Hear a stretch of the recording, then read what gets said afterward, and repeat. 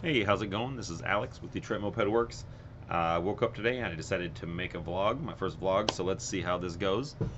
Basically, what I'm going to be talking about today is something that we need help with, and that is that we need you guys to come in right now when the weather is nasty. I mean, I guess really technically all year long when the weather is nasty.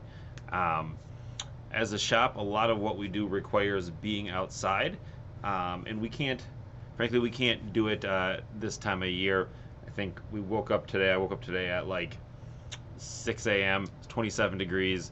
As I was kind of scripting this thing out, it's down to 25. By the time we open up in in like about 2 hours, it's going to be 23 degrees, right? So that's super gross weather.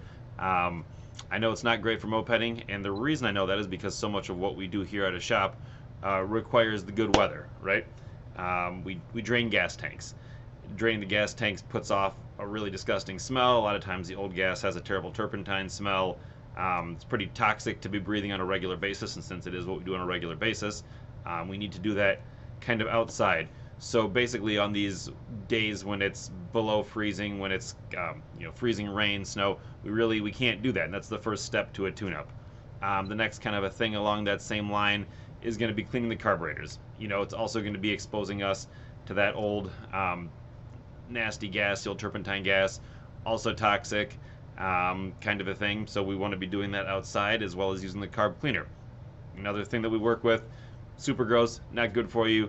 Um, Totally okay if we always wear gloves. We work in a well ventilated area, but we just can't do that this time of year. So that's a thing that we need to be doing outside. Because I mean, frankly, we don't. It's okay, for you as a hobbyist, spray a little carb cleaner in your garage when you're working every now and again, no big deal. But we just can't be exposed to that on a daily basis, so we have to do that work outside. That's just kind of part of what it is because we don't really want to get cancer and die at 63 years old or something like that. The next thing that we do, pretty important as far as like an integral step in what we do, is power washing. We get really disgusting bikes in here that kind of need that before we even like can have them in the shop to work with. It also kind of gives us a better picture of what we're working with. It also helps us to save on the amount of chemicals and liquids and cleaners that we use if we can get mechanically remove a lot of the debris with water. Um, we just can't do that if it's freezing outside, and frankly, like you do get wet when you're power washing. I don't want myself or my mechanics to be getting sick even in a, you know, 40-degree day. You can't be outside working those wet conditions that long, no matter how much we bundle up. In that same vein, we've got the derusting that we do. We do the derusting and some of the deep cleaning with muriatic acid. You really, really can't breathe that inside. So again, we need to do that outside. So during all these months with this bad weather, we can't do that until the weather breaks. A lot of the other cleaning we do doesn't maybe take as much water, as harsh of a chemical, but it's nicer to be able to work outside with just some of the general cleaners that we use. They're still cleaners, they still have VOCs. It's not the best thing to be breathing in the shop, and especially like we don't want our shop stinking up for not only for ourselves but for the customers as well. Um, Starting bikes. Starting bikes is pretty important on diagnosing, on testing bikes, on checking for air leaks, on troubleshooting electrical. And again, we can't start bikes inside. We don't want to breathe CO2 and carbon monoxide and kill ourselves in here. Don't want the shop to smell gross. We don't want the particulate of the exhaust to settle on all the new inventory that we have in here. So it's a pretty big deal that we can't start the bikes until we can go outside, and we can't do that in proper weather condition until we have proper weather. I guess further going along with that is going to be test riding the bikes. Not only, obviously, if the roads are wet and icy, dangerous for us slipping on the roads, gonna get your bike all dirty, which we don't really want to get your bikes all dirty while we have them here working on them. But even if we go ahead and we bundle up and we put on snow gear and we ride, it only kind of gives us an idea. The two-stroke motors, they work with the proper mix of usable oxygen to usable fuel, right?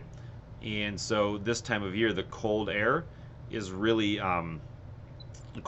dense, really oxygen rich. So it's not going to perform the same way it does during the riding season. So even if we go put test miles on, your bike feels good now, it may not feel good in the spring or summer, right? So it's kind of like if you pay us for that, it's sort of a useless task. That especially becomes true with the performance tuning. If you're going to be pushing a bike, 2 and 3 times the RPMs that it was supposed to hit from the factory, you have to have it all perfectly dialed in. And it's physically impossible for us to dial it in with the riding season oxygen ratio right now. They don't correspond. It's not really possible, is really what it comes down to. What else? Oh, and then a real simple one is that we are a small shop, and so for the work that we do, just physically for floor space, it's much nicer for mechanics to be able to either work outside in the space or to be able to roll out a dozen bikes, lock them outside, and then have more floor space inside to work. And we don't want to be putting your stuff outside when there's freezing cold rain flying sideways and coating everything. So all those reasons are the reasons that you don't want to come in here when it's nasty outside, but they're also the reasons that we need to have those good weather days here, especially this time of year when we only get maybe 1 or 2 a week to be productive outside. So what we've been having a lot lately, and I don't want to be unappreciative of our customers, we really do appreciate you guys. A lot of times people only come in here when the weather's nice, which is good, but when you do that, that means that we can't be outside doing all the stuff that I just discussed. So it's like we have all this work to do, we get 2 good days a week to do it, and we're physically unable to be outside doing that work when we're inside talking to you guys. And also those days tend to be a little bit busier with phone calls, with emails, with DMs, just everything gets busy on those days, so we can't give you as good of a service. So what we need you guys to do is to come in here right now when the weather is nasty, and I guess get that stuff out of the way before the nice weather days, but also, help yourself, right? We're able to give you a much better level of attention, and if you want to discuss a build that you want to do, I can spend more time with you figuring out exactly what you need. Some of the stuff, it might seem kind of silly, but some of the times you have questions that I don't know the answers to, but you just need me to Google them for you. And that is because I understand the questions to ask the internet better. I understand how to read the information better. And it's just like it's a time-consuming thing, and sometimes if you guys need or want me to do that, you need to do it now when I'm stuck in the building, and I just really can't do that, and my staff can't do that on the days when we need to be outside working on bikes and taking advantage of the good weather to do that. So, we want to give you good attention.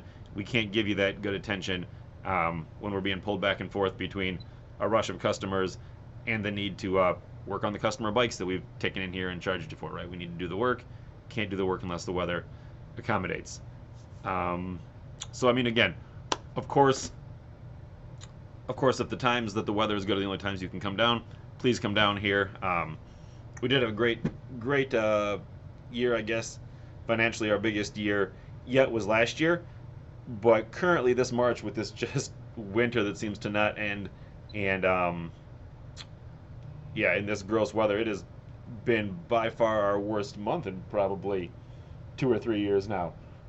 So, again, part of this is we need some money here, right? But part of it is the previously discussed points. So if you guys could get in here on days like today where we're supposed to, I think it's 23 degrees or something like that by now. And I know it's tempting to sit at your house and enjoy the warmth of the couch and the telly, but it would really help us get you guys ready for the riding season if you could come in here, get some of the troubleshooting, maybe the question asking, some of the shopping out of the way. This is also a good time of the year where I'm able to maybe go dig in the basement, maybe pull parts off one of the parts bikes to get you something more rare or something that takes a little more effort to source even within our building. A lot of stuff is in the showroom floor and in sorted bins, but a lot of it is still on bikes, and this kind of a pick apart style thing that folks a lot of times request is possible this time of year. Is definitely possible during these frigid days when things are slow. It becomes less possible, as we have more obligations to testing and tuning and riding and cleaning the bikes in the outdoor environment. So please, for our sake and for your sake, come on in right now, and let's get some of this stuff that we can do while it's cold outside, and that we can even do a better job for you while it's cold outside, knocked out, so that we can have the most productive riding season when it comes, which should be, you know, knock on wood, should be any moment now. So hopefully this is insightful and helps you help us and helps get mopeds on the road and e-bikes and all that. Um, as is the deal with these things, if you somehow have stumbled across this and you're not already a customer, you're not already subscribed to us on YouTube, like, subscribe, follow us, all that stuff. Also follow our Instagram and our Facebook. Those are things that we constantly are updating and using to keep customers abreast of what we're doing. The YouTube is something that I do when I get a chance. Hoping to do more of it. Maybe this casual one take vlog thing will work out, and we can do some more of these. But you know, like, subscribe, come down here, spend some money, and we'll keep things moving along. Keep the moped hobby doing. All right, be well.